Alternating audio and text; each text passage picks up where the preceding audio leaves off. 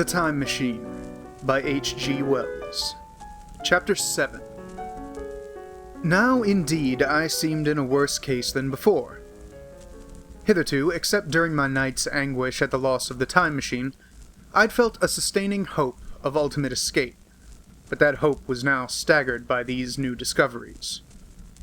Hitherto, I had merely thought myself impeded by the childish simplicity of the little people, and by some unknown forces which I had only to understand to overcome. But there was an altogether new element in the sickening quality of the morlocks. A something inhuman and malign. Instinctively, I loathed them. Before, I had felt as a man might feel who had fallen into a pit. My concern was with the pit and how to get out of it. Now I felt like a beast in a trap, whose enemy would come upon him soon. The enemy I dreaded may surprise you. It was the darkness of the new moon. Weena had put this into my head by some at first incomprehensible remarks about the dark nights. It was not now such a very difficult problem to guess what the coming of the dark nights might mean. The moon was on the wane. Each night there was a longer interval of darkness, and I now understood to some slight degree, at least, the reason of the fear of the little upper-world people for the dark. I wondered vaguely what foul villainy it might be that the Morlocks did under the new moon. I felt pretty sure now that my second hypothesis was all wrong. The upper-world people might once have been the favored aristocracy, and the Morlocks their mechanical servants, but that had long since passed away. The two species that had resulted from the evolution of man were sliding downwards, or had already arrived at, an altogether new relationship. The Eloi, like the Carolingian kings, had decayed to a mere beautiful futility. They still possessed the earth on sufferance, since the Morlocks, subterranean for innumerable generations, had come at last to find the daylit surface intolerable, and the Morlocks made their garments, I inferred, and maintained them in their habitual needs, perhaps through the survival of an old habit of service. They did it as a standing horse paws with his foot, or as a man enjoys killing animals in sport, because ancient and departed necessities had impressed it on the organism. But clearly the old order was already in part reversed. The nemesis of the delicate ones was creeping on apace. Ages ago, thousands of generations ago, man had thrust his brother man out of the ease and the sunshine. And now that brother was coming back changed. Already the Eloi had begun to learn one old lesson anew. They were becoming reacquainted with fear. And suddenly there came into my head the memory of the meat I had seen in the underworld. It seemed odd how it floated into my mind, not stirred up as it were by the current of my meditations, but coming in almost like a question from outside. I tried to recall the form of it. I had a vague sense of something familiar, but I could not tell what it was at the time. Still, however helpless the little people in the presence of their mysterious fear, I was differently constituted. I came out of this age of ours, this ripe prime of the human race, when fear does not paralyze and mystery has lost its terrors. I at least would defend myself. Without further delay, I determined to make myself arms and a fastness where I might sleep. With that refuge as a base, I could face this strange world with some of that confidence I had lost in realizing to what creatures night by night I lay exposed. I felt I could never sleep again until my bed was secure from them. I shuddered with horror to think how they must already have examined me. I wandered during the afternoon along the valley of the Thames, but found nothing that commended itself to my mind as inaccessible. All the buildings and trees seemed easily practicable to such dexterous climbers as the Morlocks, to judge by their wells, must be. Then the tall pinnacles of the Palace of Green Porcelain, and the polished gleam of its walls came back to my memory, and in the evening, taking Weena like a child upon my shoulder, I went up the hills towards the southwest. The distance I had reckoned was 7 or 8 miles, but it must have been nearer 18. I had first seen the place on a moist afternoon when distances are deceptively diminished. In addition, the heel of one of my shoes was loose, and a nail was working through the sole, so that I was lame. They were comfortable old shoes I wore about indoors.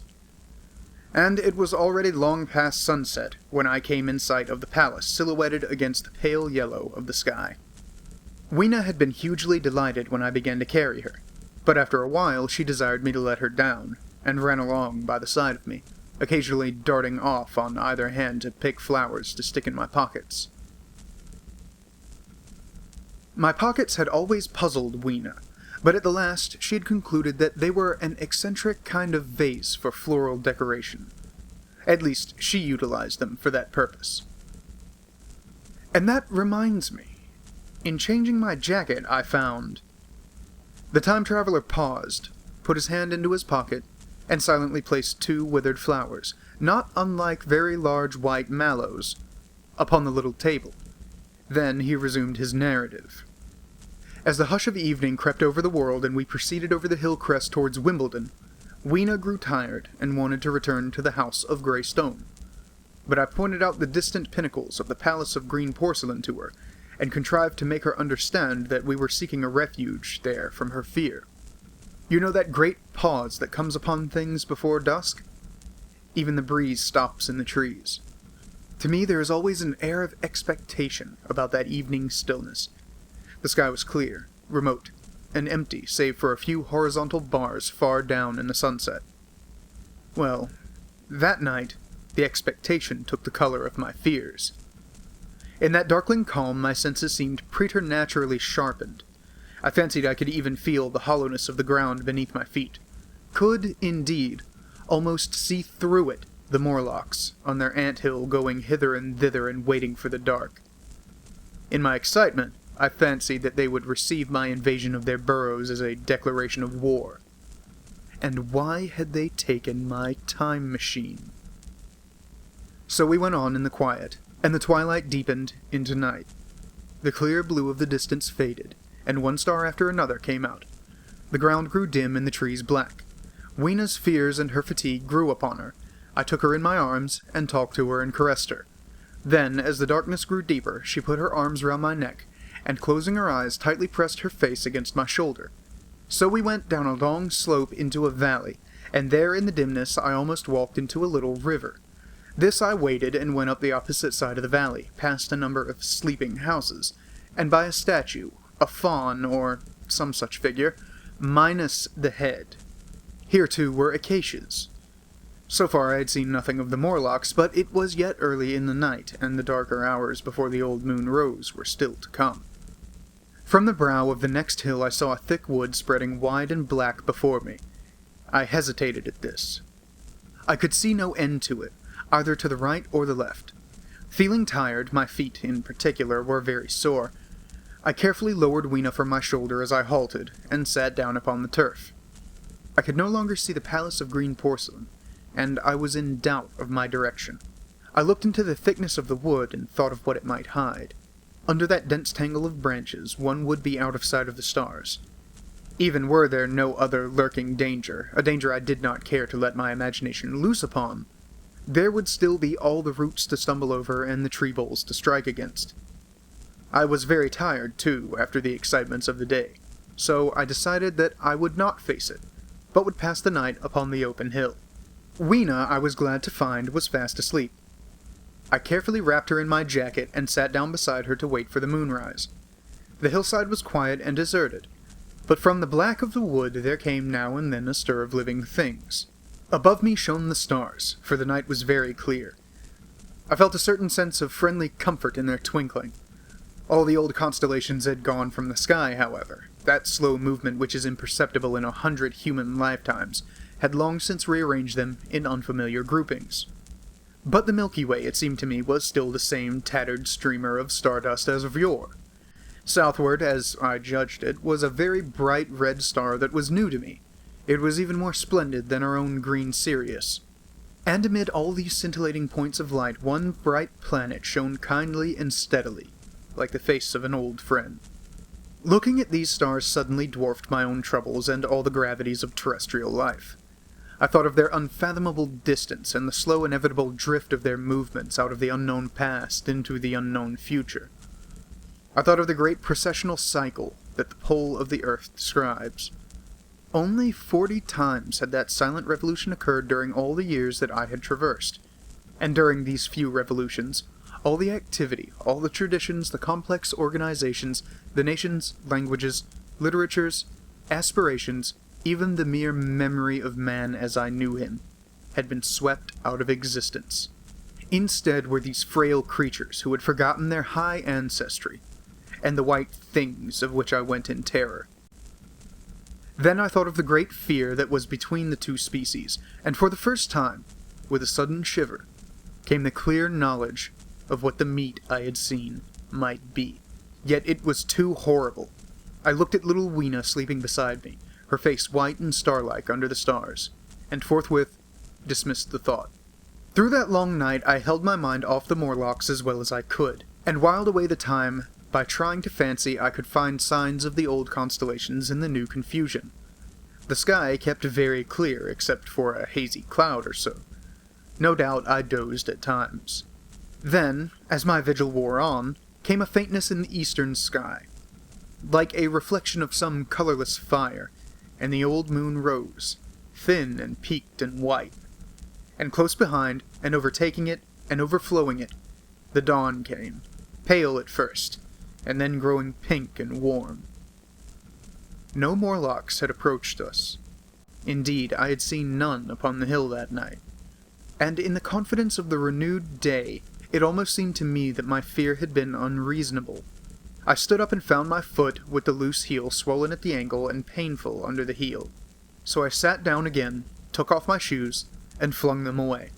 I awakened Weena, and we went down into the wood, now green and pleasant instead of black and forbidding. We found some fruit wherewith to break our fast. We soon met others of the dainty ones, laughing and dancing in the sunlight as though there was no such thing in nature as the night. And then I thought once more of the meat I had seen. I felt assured now of what it was, and from the bottom of my heart I pitied this last feeble rill from the great flood of humanity. Clearly, at some time in the long ago of human decay, the Morlocks' food had run short. Possibly they had lived on rats and such-like vermin. Even now, man is far less discriminating and exclusive in his food than he was. Far less than any monkey. His prejudice against human flesh is no deep-seated instinct, and so these inhuman sons of men... I tried to look at the thing in a scientific spirit. After all, they were less human and more remote than our cannibal ancestors of 3,000 or 4,000 years ago. And the intelligence that would have made this state of things a torment had gone. Why should I trouble myself? These Eloi were mere fatted cattle, which the ant-like Morlocks preserved and preyed upon, probably saw to the breeding of. And there was Weena dancing at my side. Then I tried to preserve myself from the horror that was coming upon me, by regarding it as a rigorous punishment of human selfishness. Man had been content to live in ease and delight upon the labors of his fellow man, had taken necessity as his watchword and excuse, and in the fullness of time necessity had come home to him. I even tried a Carlyle-like scorn of this wretched aristocracy in decay, but this attitude of mine was impossible. However great their intellectual degradation, the Eloi had kept too much of the human form not to claim my sympathy, and to make me perforce a sharer in their degradation and their fear. I had at that time very vague ideas as to the course I should pursue. My first was to secure some safe place of refuge, and to make myself such arms of metal or stone as I could contrive. That necessity was immediate. In the next place, I hoped to procure some means of fire, so that I should have the weapon of a torch at hand, for nothing I knew would be more efficient against these Morlocks. Then I wanted to arrange some contrivance to break open the doors of bronze under the White Sphinx. I had in mind a battering ram. I had a persuasion that if I could enter those doors and carry a blaze of light before me, I should discover the time machine and escape. I could not imagine the Morlocks were strong enough to move it far away. Weena I had resolved to bring with me to our own time. And turning such schemes over in my mind, I pursued our way towards the building which my fancy had chosen as our dwelling.